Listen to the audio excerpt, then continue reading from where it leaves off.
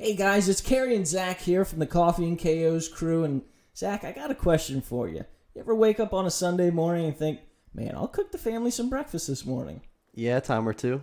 Have you ever noticed how you throw the sausage links up on the griddle to one side, you throw the eggs up on the griddle to the other side, you never cook them touching? No, you don't ever want them to touch. It's weird. Yeah, I agree, man. And it got me to thinking, why do we do that with our underwear? I have no idea. That's a really good question. Yeah, I think it is too. But let me tell you, fellas, Sheath has solved that problem. They have come out with men's underwear with not one, but two pockets to keep your eggs and sausage separated.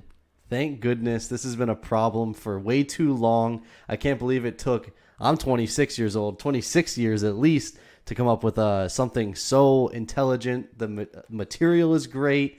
Everything about Sheath underwear is amazing. And what's even better, we have a promo code. Promo code Coffee N KOs. If you use the promo code Coffee, the letter N, KOs, at checkout, you get 20% off your entire order. It's a hell of a deal. And let me tell you, the underwear are well worth it. So make sure you go to sheathunderwear.com. Promo code Coffee N KOs. Make sure you separate the sausage and the eggs. And make sure you sheath your dagger. Sheathunderwear.com. Coffee and KOs promo. 20% off. Go get yourself the most comfortable underwear in the world. And don't forget to sheath your dagger. Ladies and gentlemen, Fight Bananas presents Coffee and KOs Outside the Octagon. We're crazy about fights and jacked on caffeine.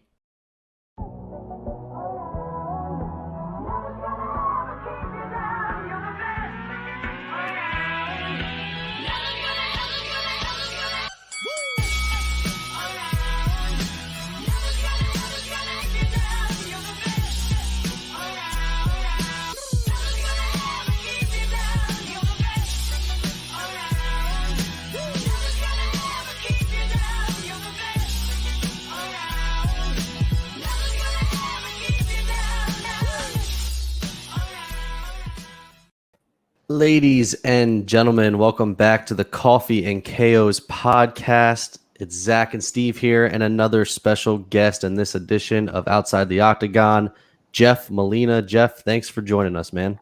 Yeah, thanks for having me, fellas. So I got to ask, you're another Glory guy. We've had a ton of Glory guys on. I feel like we've had 3/4 of the gym at this point. And I got to ask, are you a coffee guy? I feel like everyone said yes, minus I think Sean Atkinson. Yeah, I'm a coffee guy, man. I can't believe Sean doesn't drink coffee. What a weirdo. Yeah, I'm not a snob, but I do spend like way too much money at Starbucks. So what are you getting at Starbucks? Like, you say you're not a coffee snob, so is it just plain and simple? Yeah. Man, I feel like I drink too much coffee. Like I'm an addict and I need help. No, That's me. I get dude. It depends if I'm in camp or not, but if I'm in camp, it's usually just like a black coffee with some stevia, maybe a cold brew every now and then to switch it up, treat myself. Is there like a go-to coffee place down there? I know you said Starbucks, but like when you're in New England, like you go to Dunkin' Donuts. Like, is there something out there in the Midwest? Dude, I'm an East Coast guy myself, and like Dunkin' Donuts out here are just like different, man. They're kind of trash, but their coffee is a little cheaper, so every now and then I'll switch it up and go to Dunkin' Donuts. I couldn't actually find, so I mean, a lot of the guys that we do like interviews for, we can find a lot on their background. Obviously, you're newer to the UFC. You haven't made your official debut yet, but so where exactly are you from? Obviously, we know you train at Glory now, but where are you originally from? I was born in Jackson, New Jersey. That's not far from me. Joyzy. Yeah.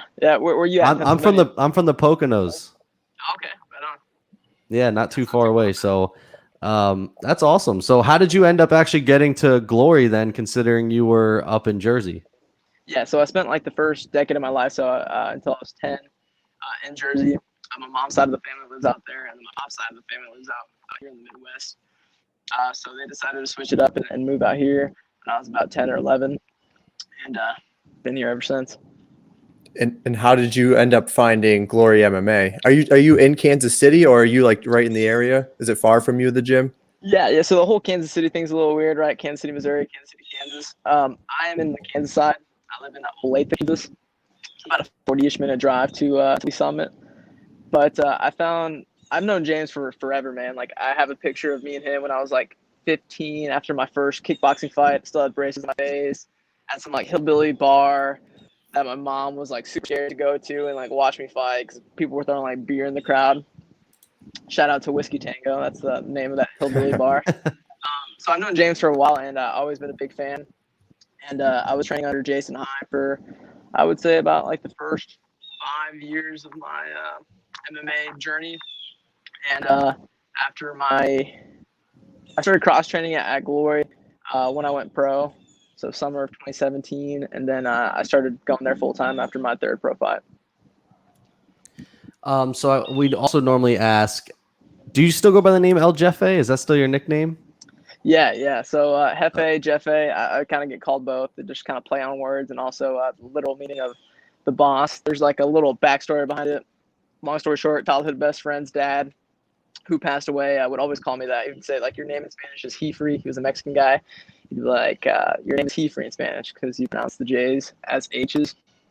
But that wasn't my actual name. Like, in Spanish, you would just say Jeff. You don't take the literal translation. But that stuck on, man. And throughout middle school and high school, that's what people call me. They call me Jefe or Jefe. Like on the wrestling team, that's what everyone would just call me Jefe or Jefe. So it stuck, man. If I'm being honest, I thought when I saw it, I was like, it literally means the Jeff. And then I was thinking, I was like, no, you know what? I saw a movie called Chef, and he ends up naming the restaurant El Jefe, and I think it just means the boss. And I just literally until 2 hours ago, I thought it was the Jeff, and I was like, why would he do that? Yeah, man. So I like both meanings, right? Like the boss, like when you step in the cage, I'm the boss, like I'm running the show, right? And then the play on words with my name. So yeah, I like it. It stuck, and I remember my coach Jason I was like, we're not calling you El Jefe until you're 18. So until then, you're El Jefecito. So finally, for my MMA debut, I got to be El Jefe instead of El Jefecito. You got promoted. I got promoted, yeah.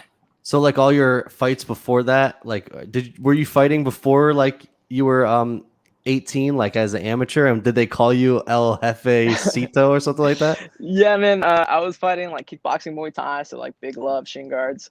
You can't do MMA until you're 18, but in Muay Thai, they don't really. There's no announcer or anything. But the kickboxing fights I did have, they would say El Jefecito. That is hysterical. Wow. So obviously you haven't made your UFC debut yet, but you were on the Contender Series, and I gotta ask.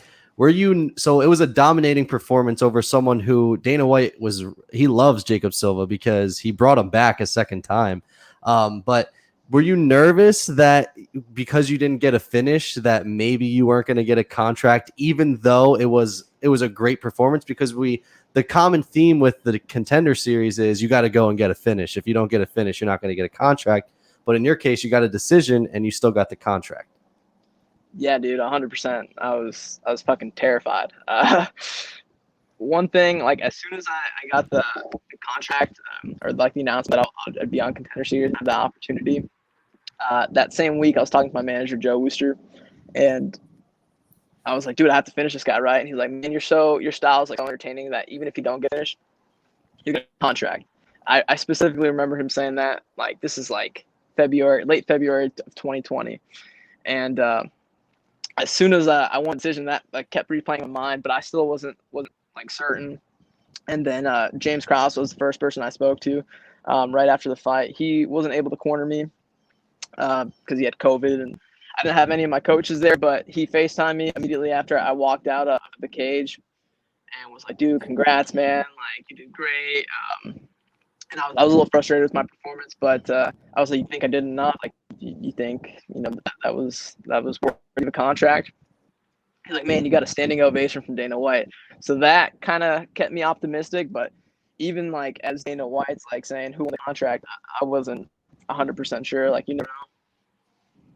Did it like when in the first round, I actually just rewatched some of the fight. The whole video didn't load for some reason, so I only saw like half the fight, but he did catch you on a few occasions, and sometimes you would fall to the ground. And I feel like sometimes, people do that as like a trap because you want them to come to the ground. Is that like all a trap, or is that like half like you actually need to recover a little bit, half trap? Yeah, there were all slips. I know everyone says that when they get like caught, right? Oh, I just slipped, but there were actually slips, man. I swear, they were all off caught kicks, throwing naked low kicks. I was going outside to the calf, and usually I'm a little better at setting it up, but I was kind of giving it away, and he caught 3 of my low kicks. But I was kind of surprised he didn't want to, try to follow up and be on the ground. But I don't know if he was just like scared of submissions or what. But I was kind of surprising. I was like, okay, cool, I'll just get back up then. But yeah, I did slip like 3 times off a caught kick. But there were like people I remember after the fight were saying like, oh, those were knockdowns. Like those were knockdowns. I'm like, man, those are knockdowns. So what were you necessarily disappointed with? Because I honestly, I've watched that fight, and I thought that you put on a good performance. Like I said, typically if you're watching, if a guy doesn't get a finish, they don't get a contract. But I thought that you were more than deserving of the contract, even though you went to decision. So what were you disappointed with? Thanks, brother. I was there was a lot, man. Like again, those calf kicks should have been set up a little better. I think I could finish the guy, man. There was times where I had him in a clinch, and I went for a takedown and kind of half-assed it. Didn't put like 100% into the takedown, and I feel like the takedowns would have slowed him down. A lot of things off the clinch. Like there was a point in the second round, at the end of the second, caught him with the head kick flush and had him pretty hurt. Got him up against the fence, and I had him in the tie clinch, or like a modified plum. And I was laying knees to the head and to the body, and he started like lowering his hands to block the knees, and I should have came over the top of it. Just little things like that, man. I'm the world like biggest critic when it comes to my own fights, and I do feel like, not to give excuses, but had I had my coaches there, I could have put on a better performance. I had 2 guys I've never met before in my corner, and and at the Apex where it's like super quiet, and I feel like James Krause would have shined there, man. He's already an amazing coach, in my opinion, one of the best in the world, if not the best in the world. And having had him in my corner, I think would have been a game changer.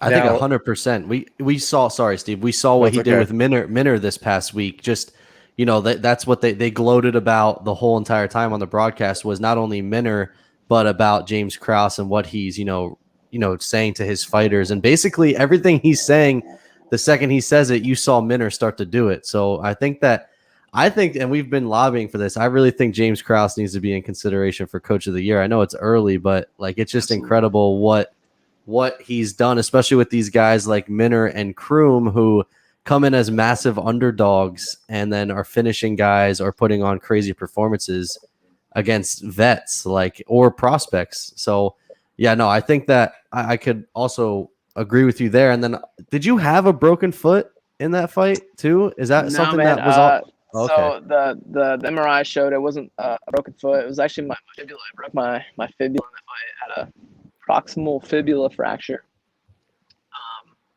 which I didn't know of, man. I was like, why am I in so much pain, dude? Like, this was like a month after the fight, and they're like, your foot's fine. I finally got my leg checked out, and they're like, oh, well, your leg's broken. But that's healed up, man. I was actually supposed to fight November 14th, and I was my leg wasn't doing too hot, but I was in a push through, but my opponent caught COVID, so they delayed the fight. But yeah, it wasn't my foot; it was my leg. Felt like my foot. Do you not feel that when it happens mid-fight, just because of all the adrenaline that's pumping? You don't even really realize it until afterwards? Usually, yeah. I've had injuries like that before, like fractured knuckles and stuff, but I felt that sucker, man. I knew something was wrong. I knew something wasn't right, and I was like, dude, that kind of hurt. Yeah, I knew something in my leg was weird. It wasn't it wasn't super painful, but it was like a numbing pain. Like I was like, like I feel something, but I don't feel it at the same time. Yeah. And do you have to try to hide that, so he doesn't kind of smell blood in the water? Yeah, for sure, man. You try to. I feel like I do a really good job of training that in practice. I think we all do at Glory.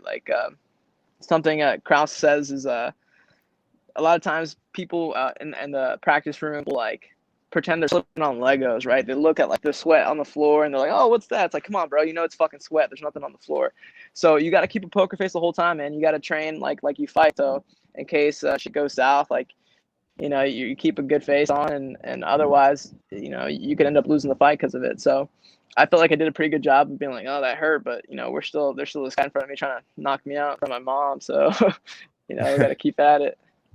I actually want to go back to your parents. So based on are they all for you being a fighter? Is it something that your mom can watch now? She can withstand it. And did they always know that this is like you were going to be a fighter? Is that something that you've always wanted to do?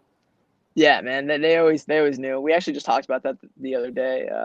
But yeah, it's something they're like, dude, we knew you were gonna do something with like combat sports. But my parents are like my number one fans, man. They're super supportive. It took my mom a while to get into it. Like I specifically remember at my first fight, like covering her eyes, like in between rounds. I remember looking over and she was like watching through her fingers.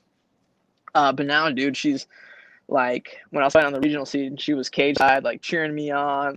She watches the fights every weekend with my dad, and they understand the sport, man. Like I remember watching the fights a couple weeks ago with them, and like my mom was like, "Oh, he's gonna go for that guillotine right now." I'm like, "Geez, mom, like when the fuck did you learn this?" Yeah, so they're super supportive, man. That's awesome. She's gonna have to corner you in one of these fights if she's gonna be calling might. out for you to put people in guillotines and shit. Her and James Krause, like the new dream team. Let's go, dynamic duo. So one thing I wanted to ask too is, so you're only 23 years old, and you're still pretty young in your career. Like, do you think that you are ready for the UFC? Like, is there anything in your mind that's saying like you're a little bit too young for it? Because I know we've talked with fighters before, and you kind of want to play it smart, strategically, make sure you're actually ready before you kind of bump up to that level of competition. Yeah, no, 100%. Like there's prime examples in the UFC right now that like, man, maybe you shouldn't be here, but I 100% believe I'm ready to compete amongst the best, man. I've dreamt of this since I was a kid, and I feel like that's what gives me not an advantage, but like solidifies that I should be, man. I've been training for like the last 8 to 9 years, and that doesn't necessarily make you good just because you train for a long time, but man, I've had over 21 fights or 22 fights, something like that, Amy and pro, and as an Amy, I try to fight the best people I could, and I did the same later on as a pro. And yeah, I feel like I'm meant to be here, and I can't wait. Like I saw Kevin Croom kind of post something today. Like I always believed I could be here, he said, but now I fucking know. Like after he won that first fight, and I feel like it's gonna be the same thing for me. Like I 100% wholeheartedly believe that I belong amongst the best, and one day I will be the champ of the flyweight division, but you really don't know until you're in there, right? Like to solidify, like I know I'm good, but I got to show everybody else I'm fucking good, And I think that the people that Derek Minner was kind of the guy that said about being so young, but he also went to Glory late. Like he just got there, obviously had his first full camp with it. With you being so young and being at Glory, like Krause and whoever else is mentoring you, like they're kind of picking your fights for you, right? So you're not like Minner was saying, like if I got to the UFC and I was by myself and outside of Glory, like I'm taking any fight they give me, which could set up for failure, because there are times UFC will feed guys to people just to lose, to get someone over. And so now like you basically James Krause, I would assume, is going to pick your fights moving forward and help you make good decisions with good matchups to help you kind of slowly rise through the ranks. Yeah, 100%, man. I think this is something I didn't quite understand until after my third pro fight when I joined the team. Was like, you got to respect the business side, man. Like, it's not just fighting at the end of the day. Like, you got to be smart with the business side of things, right? You got to be able to promote yourself and find the right fights and have people that look out for you, right? Because as a fighter myself, I'm going to say yes to anything. I don't care who, I don't care when. I'm gonna say yes. So I need someone to look out for me, right? So anytime James says yes to something, he already know. He doesn't even have to ask me, man. It's like, yeah. If you like it, I like it, is what I tell him. So I forgot what the question was, but if you need someone looking out for you, man. Like I went. I was 1-3 or 1-2 as a pro at one point in time, right? I was like, I thought I was hot shit. As an Amy, I was 5-0. I was trying to fight the best people I could. I was having a hard time finding fights, and I was like, all right, I'll just go pro. My coach was like, yeah, it's time. And I thought going pro would make it easier to find fights, and it turned out not to be the case. No one wanted to fight a guy who was undefeated as an Amy, and it kind of had like some heat behind his name. So I went through like 8 months of being in camp and couldn't find a fight. Someone would accept it, and then a couple weeks after the fight, they'd be like, "Oh, I got hurt or something." So I was like, "Dude, at this point, I don't care. I'll fight anybody, any weight, doesn't matter. 35, 45." So my first fight, I fought a guy who was 4-0 at 135. and I weighed in at 131 for that fight. Right, that's not smart, dude. Like anybody that has a business or a manager or like a coach that acts as a manager is gonna be like, dude, hey, slow down here. I honestly think your first 3 fights as a pro should be bums. Like you should test yourself as an AMI, fight the toughest people you can, especially towards your last couple fights as an AMI, and just realize that your first 3 fights are going to be people that train out of their garage that are looking for a paycheck. And then, you're 3-0, and then you fight a guy who's actually tough, 4-0, someone a little tougher than that, 5-0, and then boom, you can be on Contender Series at that point, right? And that's kind of a way to fast track your career, but I think you were saying, like Minner was saying, some people aren't ready for that. And that's true, man. Like if you were to fast track your career like that, it's kind of possible that maybe you aren't ready for the competition. Maybe your record is a little padded. But I think it's all, dependent upon the person, Like we have some guys at our gym that are fucking studs that are like 5-0, 6-0, and are ready to make that jump. I think that Sage Northcutt is like the prime example that everyone kind of goes to. Is he tried to fast track his career, and now he's out of the UFC. So especially now, like the UFC is just making cuts like so easy. Like if you start out 0-2, 0-3, even like 1-2, 1-3, like you have a possibility of getting cut. So that's kind of why I asked that question. And then I also had on here about you being 1-2. Do you think that because you've been on a run ever since then, you haven't lost? Do you think that's maturity, picking the right opponents? What do you attribute the run that you're on to now? All those, yeah, both. Yeah, it's so after that first pro fight, I was like, I need to fight again ASAP. I fought a couple weeks later, like 3 weeks later, won that fight. I was like, I need to fight again because after my second fight, this dude I had already fought. As I'm walking out of the cage for my second fight, like pushes my shoulder and starts like talking shit. And like basically calls me out. So I was like, oh, I have to fight this dude. And I ended up fighting that dude 3 weeks later. So I was in camp for like a full year, just not making smart decisions, right? There's no reason why a 19-year-old kid should have 3 pro fights in 3 months. Makes zero sense. Sounded smart to me at the time. So it's a bit of maturity, having someone that's looking out for you. I think, dude, honestly, James Krause like changed my life, man. Like he, our styles mesh super well together. He's a very creative striker with good jiu-jitsu and good takedown defense, and I feel like I'm very similar in that sense. And our styles mesh really well together. So he almost single-handedly, there's other couple people involved, but he fucking changed my life, man. I think he's the reason where I'm at today. And so your Dana White Contender Series fight, that was all the way now back in August 2020. And then there was obviously the canceled fight that happened in January. Are you just like itching to get back in there as soon as you can at this point? Dude, yes. For a moment, I like allowed myself to like get bummed. I was like, dude, I'm riding this momentum. I feel like people are talking about me. And once that November fight fell through, they rescheduled for January. And then I caught the Rona. So they scrapped that.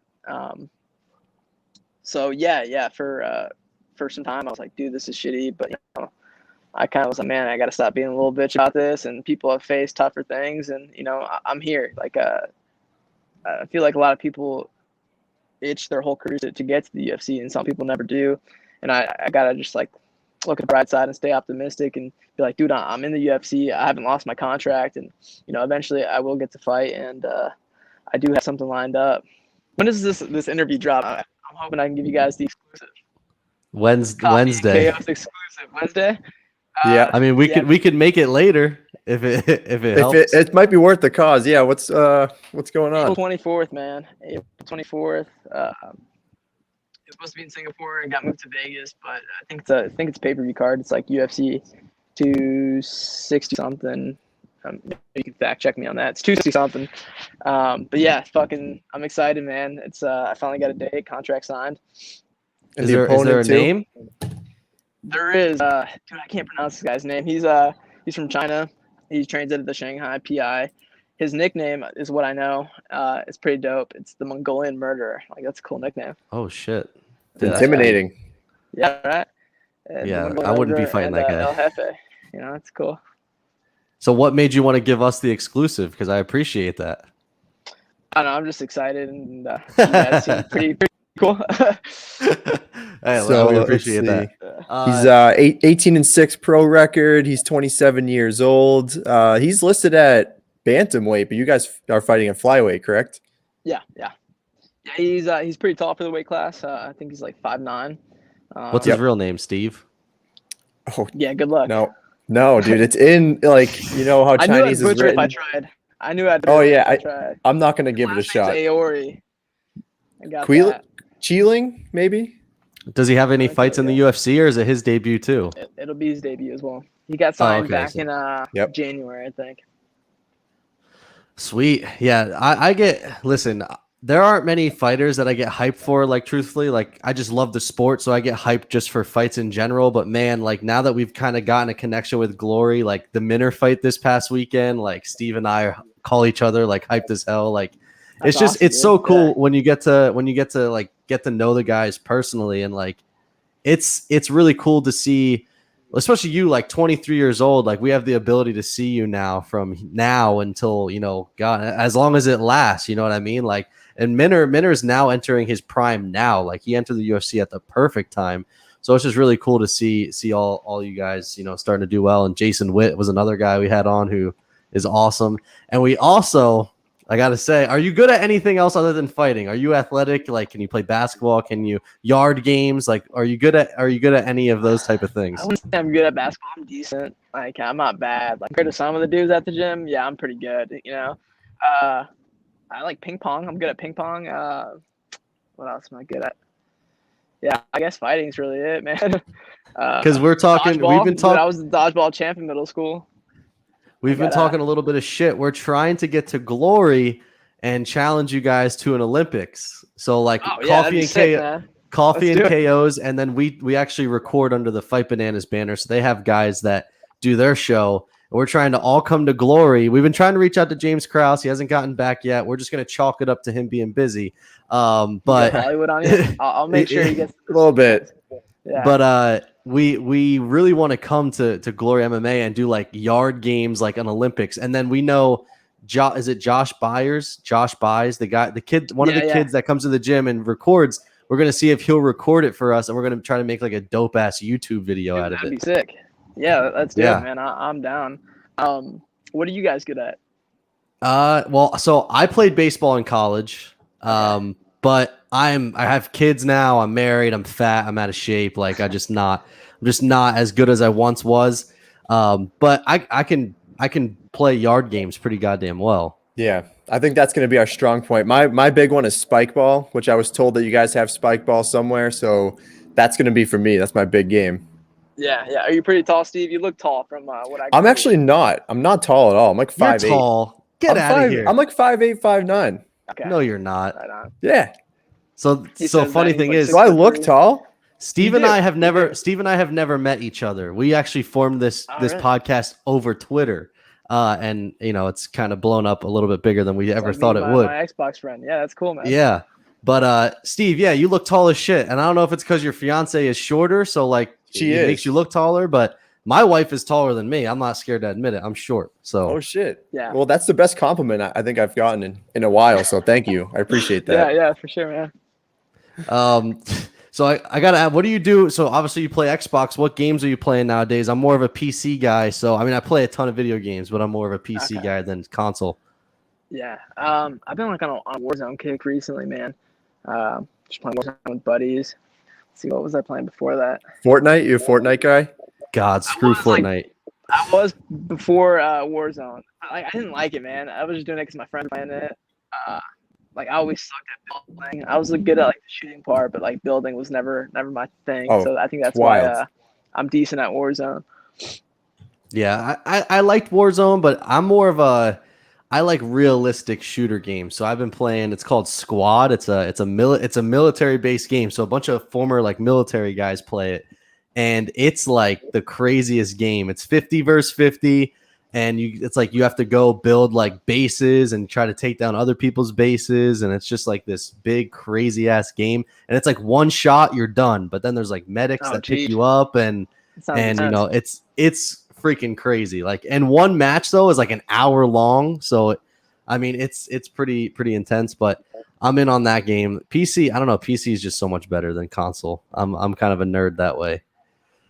Yeah, Um, yeah. I've heard that. I've heard that from a lot of people, but I do like the simplicity of an Xbox, right? You turn it on, sit down on your couch, and play some video games. But maybe in the future, I'll get a PC and test that out. Yeah, man. You 50 I guys, gotta. PC, man. 50G bonus. I'm getting a PC. you could get True. you could get 100 a lot of PCs. PCs if Yeah, you right. get a 50K bonus. I wanted to ask. I think you might have one of the coolest tattoos in the game, with the Colombian flag. Yeah, yeah. How did you come up with that idea? Because that's sick. Dude, I've been trying to get that for years, man. My tattoo artist actually used to live in Grandview, Missouri, so about 30, 40 minutes away. And he had like an unfortunate circumstance happened to where he had to move out to Vegas. So he moved out to Vegas, and I hadn't seen him for years. And he was supposed to do that tattoo on me years ago, but he moved.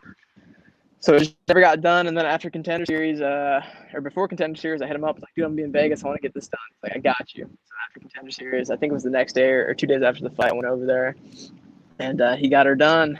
It was it's cool, man. He's a super cool dude. Shout out to Kiko. If you need some tattoos or some like cool work, he's in Vegas. So hit him up, Kiko Arcio on Instagram. I'm a tattoo guy, but Yeah. Dude, he's doing Grant's tattoo. Grant's losing his tattoo. He's popping his tattoo cherry. Yeah, he's popping his tattoo cherry after his fight. So, yeah, he's a cool dude, man. He loves MMA. He's super supportive of all the guys.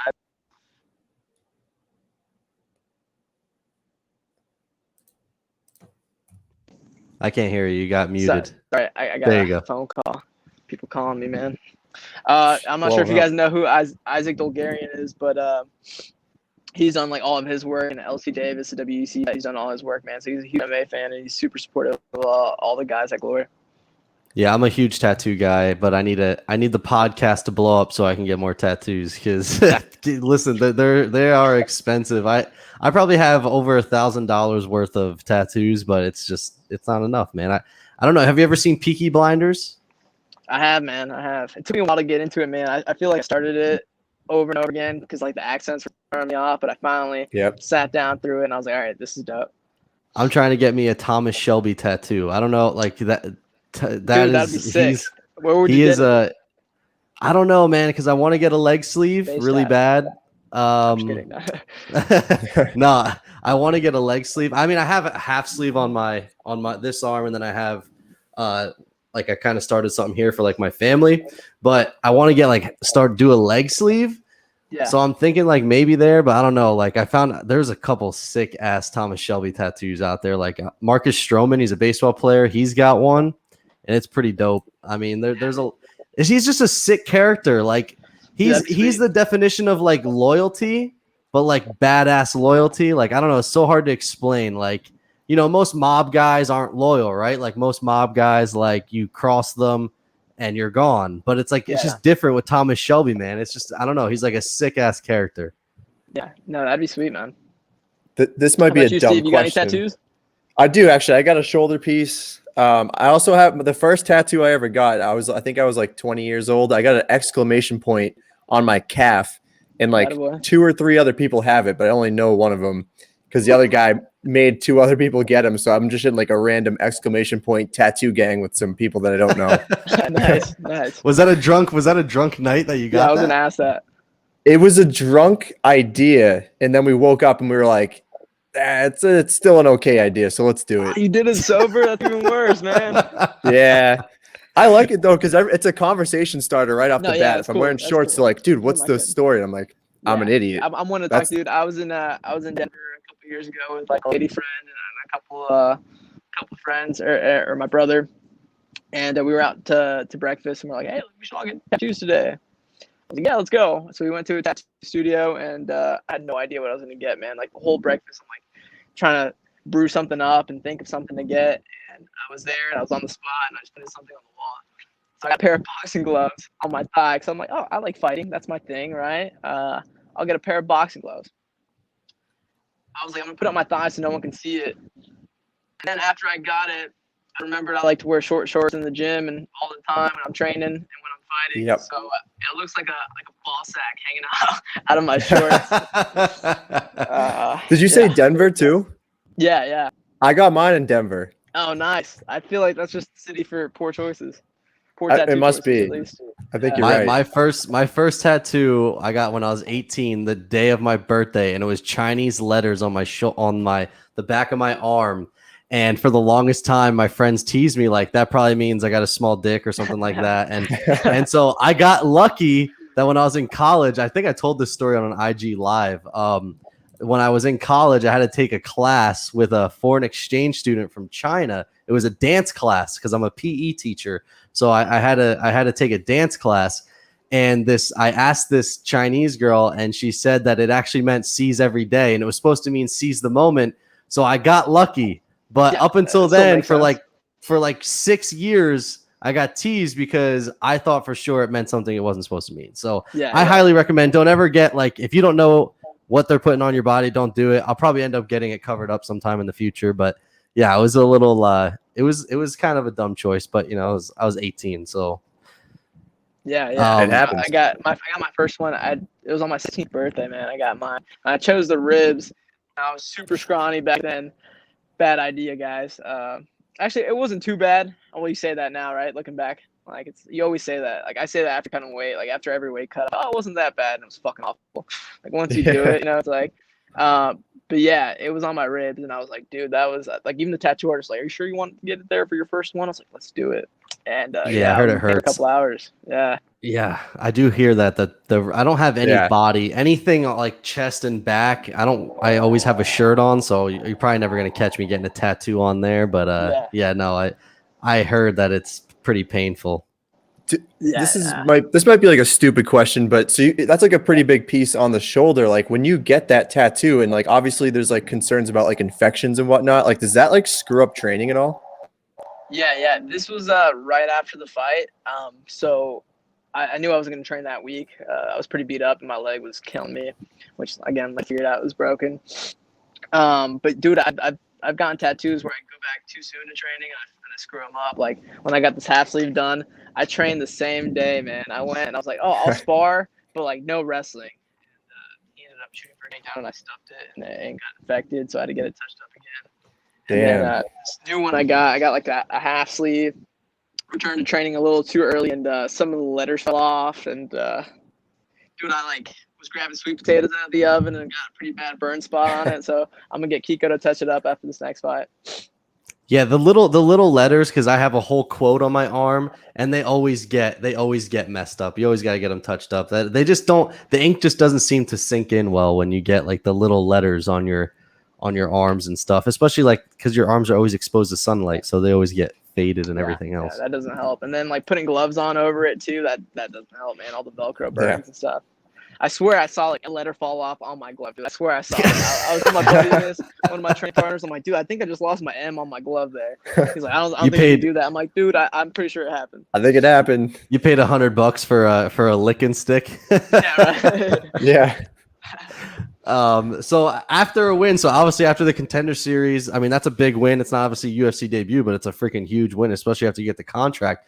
How are you celebrating? What are you doing? Is there a go-to meal? Take us through that, because that's always my favorite thing to ask, because everyone is kind of similar but a little bit different. Yeah, man. I'm a kid at heart. I know I fight at flyweight, but I definitely am nowhere near that way outside of camp. So after that Contender Series fight, we stayed in Vegas for that week. So we were there for like 7 days afterwards. I was actually supposed to corner Kevin Kroom.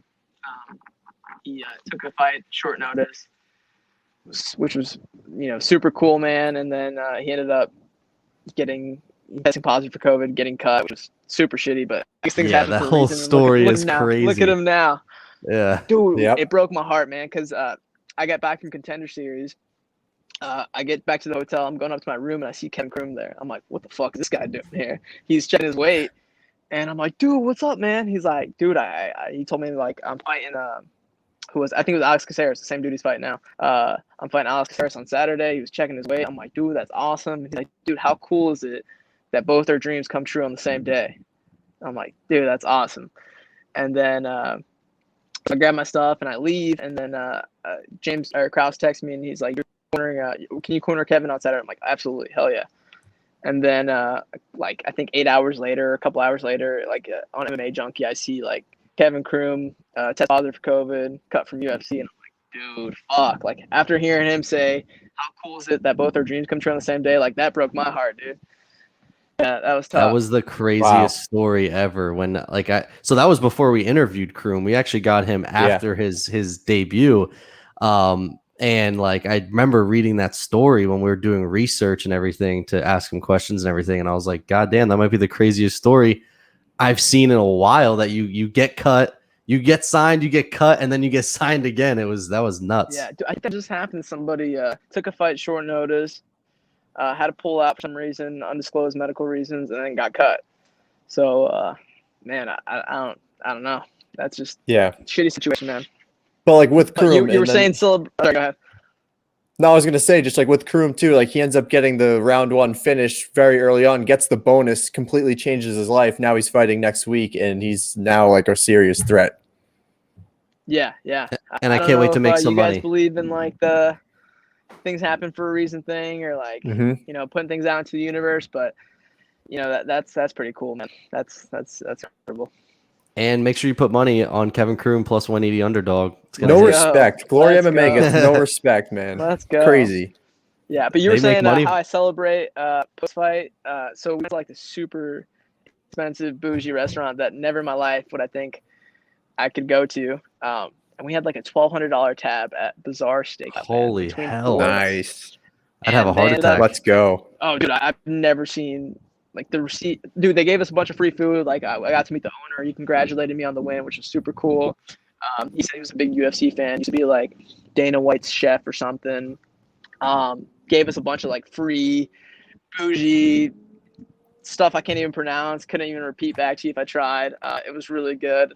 Tried stuff I never had tried before. And yeah, dude, our tab was $1,200. We ended up getting a pretty good discount, but luckily the people I was with covered most of it. So it was just a really cool experience, man, and definitely elevated my palate. Man, I don't know if like my thing is every time I go to a fancy restaurant, I actually don't like the food. Like maybe that's just me because I'm basic, but sometimes I think food can be too fancy. I'm a simplistic foodie. Like, especially like the small portions. Yeah, I consider myself a foodie too. Right? But yeah, the small portions. But this steakhouse, man, it's called the Bazaar Steakhouse. I definitely want to go back sometime. If I get 50 G's, I'll get a PC and go back there. Dude, it was phenomenal, man. We had a like Kobe beef, which like apparently only like a handful of restaurants that like have them in the country. They gave us like a certificate for it. It was intense, man. I was like, dude, I even know like the cow, like I even know the name of the cow we ate. Like it was intense, man. It was definitely a like once in a lifetime type deal. What do they call those? Michelin restaurants or Michelin like Michelin stars, whatever. Yeah, something like that. That definitely has some stars. All right. So anyway, we move on to what we call our significant strike segment. So we have a little video we run here. This segment is brought to you again by Sheath Underwear. Sheath Underwear. Go to sheathunderwear.com. Use promo code Coffee N KOs. 20% off your entire purchase. Best underwear ever. Here we go. Sheath Underwear. Significant strike questions.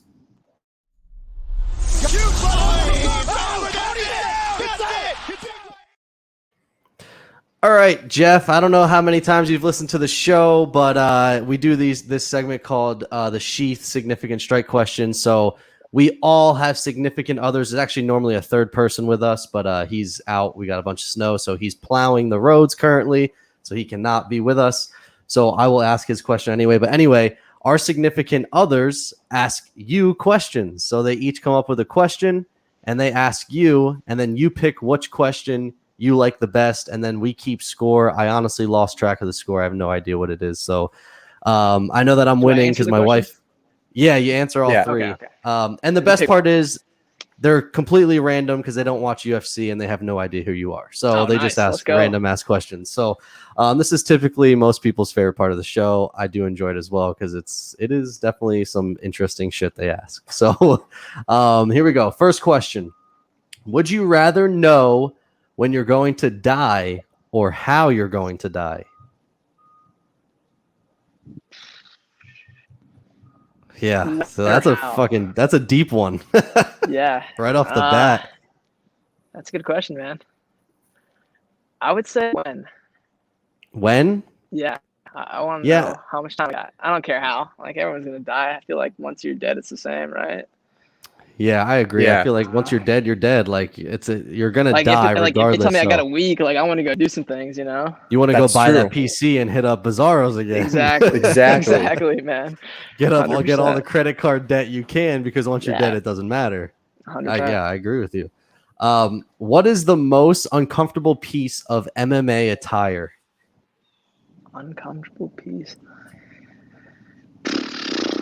I would have to say like a jock strap, man. Like I have a diamond cup, which are nice. The cup itself is great, but the jock straps are super uncomfortable, man. I just don't like anything, in that around Yeah.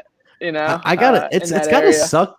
It's gotta suck to like. I mean, obviously you have to wear it because God, you Yeah. wear a kick there, it's gonna hurt. But it does have Yeah. to suck to wear those, and like For because sure. like MMA, especially like your fight style, you're very active, moving around.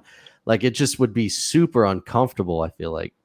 100%, man. I'm not one of those guys that wears a cup in the gym. Like, there's a couple guys like Grant Dawson's one of those guys. Like, constantly has a cup on every practice. To each their own. Like, he wants to train like he fights, but dude, I never put on a cup. I put on a cup for fighting. That's the only time is when I'm like the night of the fight. Not even like sparring. Like if you're sparring. Nah, man. No, it's like That's sometimes risky. sometimes on Risky. fight week. I got this from one of my old coaches, LC Davis. He would yeah, and I think LC got this from Conor McGregor from like that Ultimate Fighter thing. But on fight week, I'll kind of simulate the fight, just like touch sparring, and I'll put the cup on at that time, just to like shirts are off. I put Vaseline on just to simulate the fight as much as I can, and get used to, I guess, wearing the cup. But that's only on fight week, man, and I don't really wear a cup any other time. Yeah, they do suck. I remember I was so grateful when I went to college and I was a pitcher only. I never had to worry about wearing a cup ever again because it's very rare that you get whacked in the nuts when you're Dude, pitching. you take a line drive though. Come on, no kids for life. Yeah, no, you're right. I got I've had 2 some kids. close I'm calls, fine. man. I remember being like 17 or 18, and I was like, I can definitely not have kids anymore. It was like one time, this girl came into the gym. She had said she had like previous fight experience, and she was like a Taekwondo girl.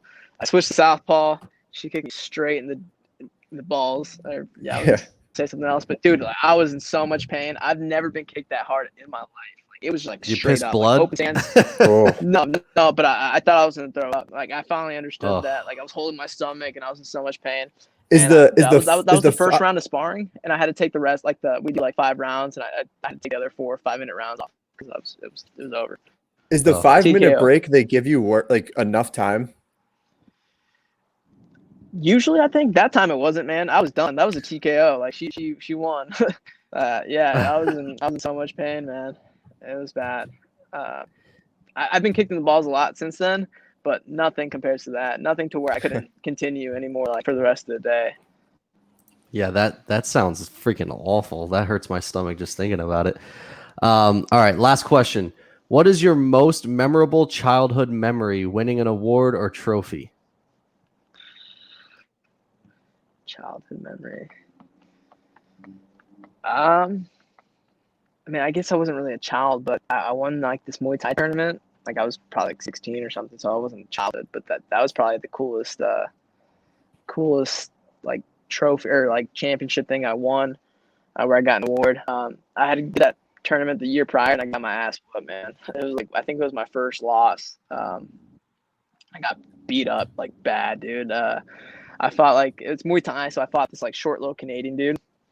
This the team he was from brought 80 people out to this tournament, so they took buses from this gym out in Canada, and they heard that I was an MMA guy, or he's from an MMA gym. So the fight starts out, I throw a double jab, cross land it flush, and he's like, fuck that. So for the rest of the fight, he grabs me in the clinch and just knees me, and this whole team's making the oi oi sound. So for 3 rounds, I just ragged on me, and I knew the clinch, but I didn't know like the Muay Thai clinch. Like I didn't know the plum clinch, and he just ragdolled me for 3 rounds. So it was pretty cool to get my redemption the next year again. Like that's probably one of the coolest experiences, like to this day, as far as like fighting and winning something. That win like meant a lot to me. Like winning that tournament. That tournament's tough, man. Like it's a 3-day tournament. It's an annual tournament they do in Iowa. It's called the Muay Thai Classic. And dude, it's like kids from like 10 years old, or I think even younger, man, like 8 to adults and seniors. They have like senior brackets, and you fight like 3 or 4 times, and if you win, you get a belt, and you can call yourself a national champion. I mean, I would also say that's your childhood. Anytime that before once you're 18, you're not a child. From Right the time on. you're born to the time you're 18 is your childhood. So that is a childhood memory. So you're in the clear there. Cool. All right, Steve, rapid fire, and then we can shut. Oh wait, this he's got to thing choose down. which one he likes. Oh yeah, sorry, I completely forgot. Your Oh, choice man. of the best. Some of those question. were good, dude. Can't say I haven't been asked any of those. Do you need a rundown of which? So we had What was the second one?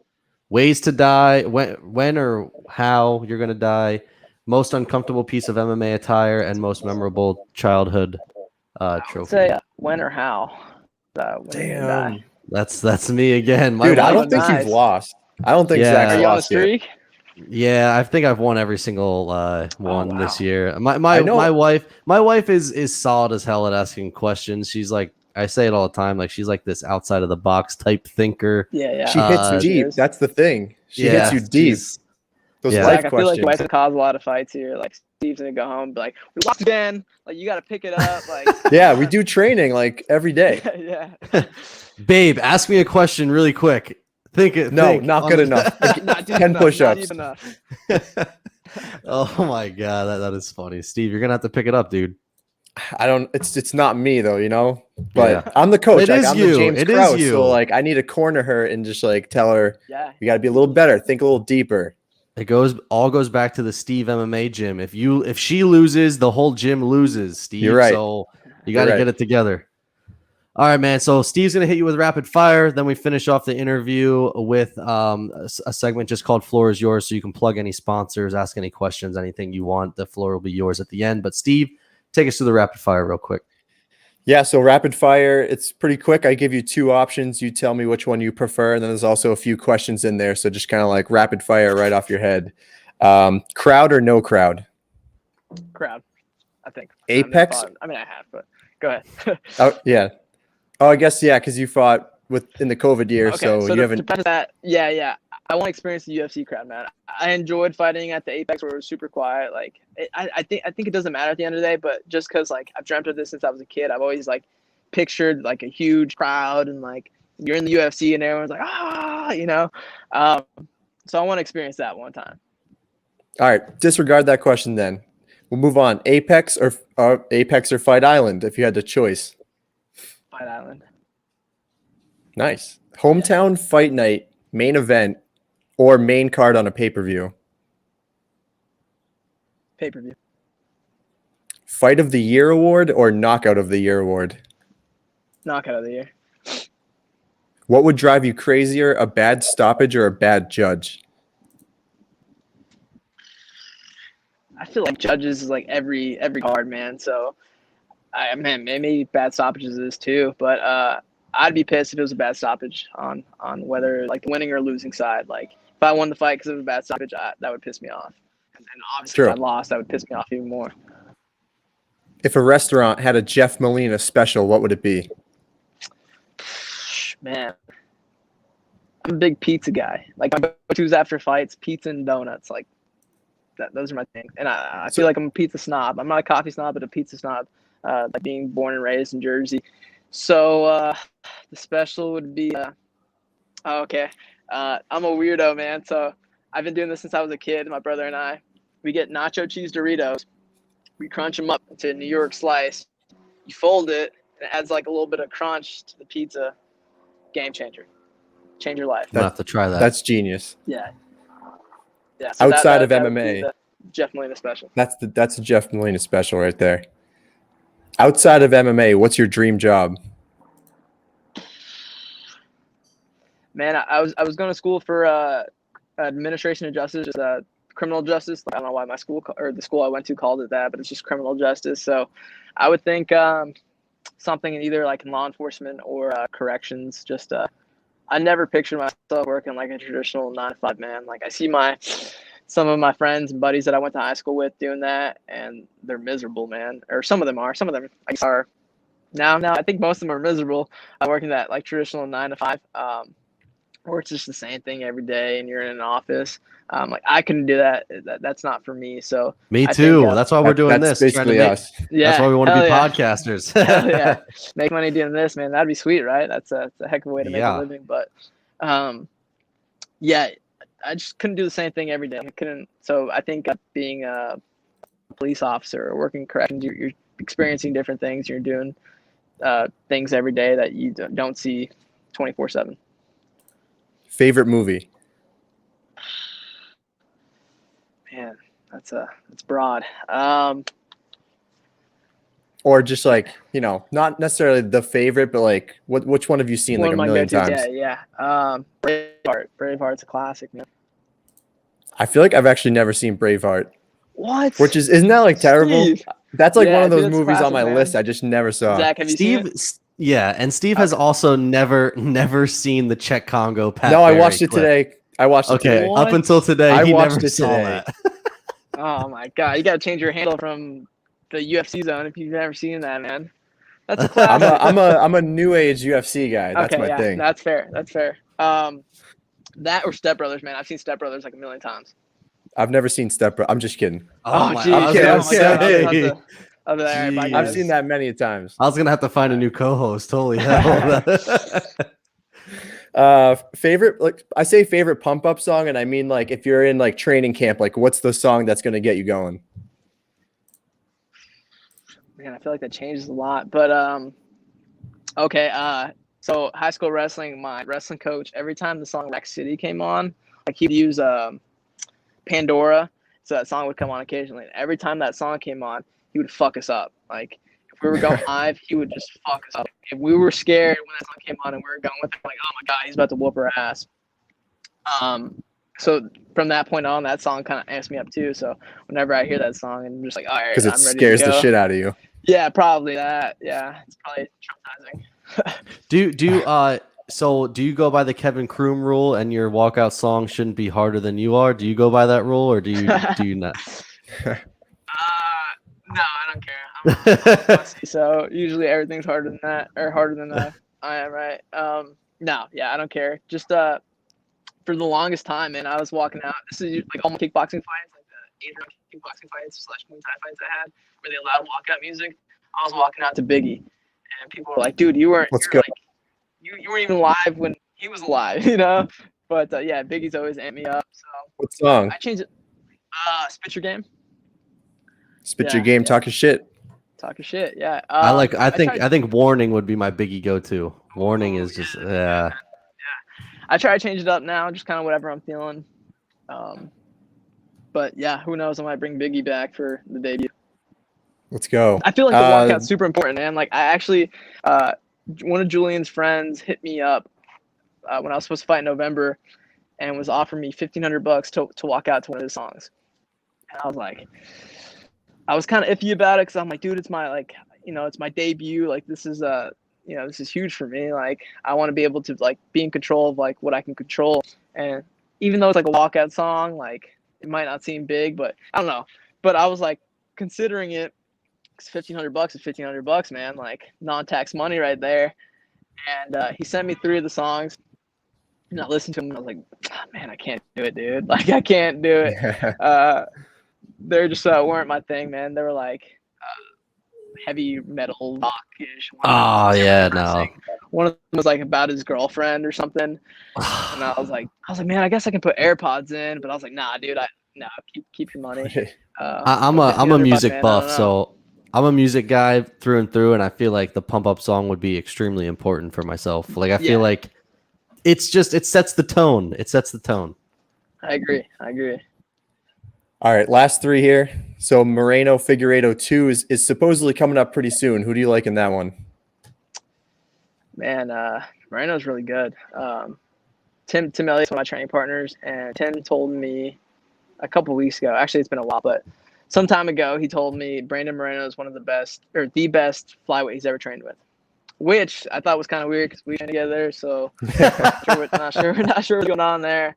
But yeah, Moreno's a fucking savage, and so is Figueiredo. Like he's just nasty, man. And I would love to fight Figueiredo one day. Dude, I want to fight his brother. just so he kind of knows who I am beforehand, So The I 600 stimulus check, the $600 stimulus check, Davis and Figueiredo. Yeah, that one, the great value, Figueroa. His brother, I was very unimpressed with his brother in his Too, last that's why fight. I'd love to fight him, That'd be a big name to put on the resume. Exactly. That'd be nice. Just him having that last name, I think would look good on like Tapology, But in the rematch, I don't know, man. I feel like it's 50-50. I'd probably take Moreno. I feel like Moreno can make the adjustments. I think he would have lost that fight had it not been for that point deduction. But I think he make the adjustments, and he fully breathes and like lives MMA. And Figueroa gets pretty big outside of fight camps. And I mean, I'm one to talk. James calls me El Hefty instead of El Jefe when I'm outside of camp. Like how big my cheeks get. I'm a big flyweight now, man. Like I used to not cut much weight in flyweight limit, but I'm starting to get my man body. The weight just gets put on a little easier. So, I think I take Moreno just because of the style and the way he carries himself. Who's the best pound for pound fighter in the world today? John Jones. Thank Agreed. you. Until he retires, without a doubt. Yeah, 100%. And then last one, describe your fighting style using just one word. Violent. Nice. I That's like rapid fire. Boom. All right, man. Hey, listen, we really appreciate the time. An hour long, dude. Normally we're like 30, 45 minutes, but listen, great conversations. So we really appreciate the time. We normally finish off the interviews with a segment called The Floor is Yours. So you are allowed to plug any sponsors, give shout outs, ask any questions, whatever you want. The floor is yours. Take it away. Shout out to my coaches and training partners at Glory, man. James Krause, like I said, he's that man single-handedly changed my life. My other coach, Jason, and I been with him since I was 14, 15 years old. Grant Dawson, dude, I really, really look up to that dude, man. Like, he's one of those guys that he tells me something and I'm listening, and I'm doing it. No questions asked. So shout out to those guys, to all my training partners. My barber, man, he's supported me since the AMI days. He hooks it up on the haircuts. He allows me to get a weekly haircut, which is cool, man. Keeps me fresh. Shout out to Clint, the barber here in Olathe, Kansas. And then my tattoo artist, Kiko. He's the man. If you're in Vegas, go get a tattoo by Kiko Arcio. And thanks, you guys, man. Thanks for having me. This was actually pretty fun. Yeah, man, we would love to have you back on again, maybe before your next fight or right after, whatever it is. Also, the news, April 24th. Boom. Coffee N KOs exclusive. There we go. We'll be able to drop that April 24th. Jeff Molina, UFC debut. Super excited for you, dude. And again, thank you. Maybe put in a good word for us with Tim Elliott. Grant was supposed to do that for us. I don't know. He might have forgot. It's totally okay. Not trying to listen. Glory MMA, we're all friends. I'm not trying to cause any enemies until we get to the Olympics, and then Coffee N KOs is taking it in the yard games. Let's go. But anyway, dude, really thank you for the time, everyone. That's going to do it for the Outside the Octagon interview with Jeff Molina. Don't forget, we're all over every social media platform at Coffee N KOs 1. We're on all podcasting platforms, and this interview will also be on YouTube, the video format. So make sure you subscribe to us on YouTube. Also brought to you by Sheath Underwear. Sheath Underwear, go to sheathunderwear.com. 20% off your entire order with promo code Coffee N KOs. And everyone, we will see you next time.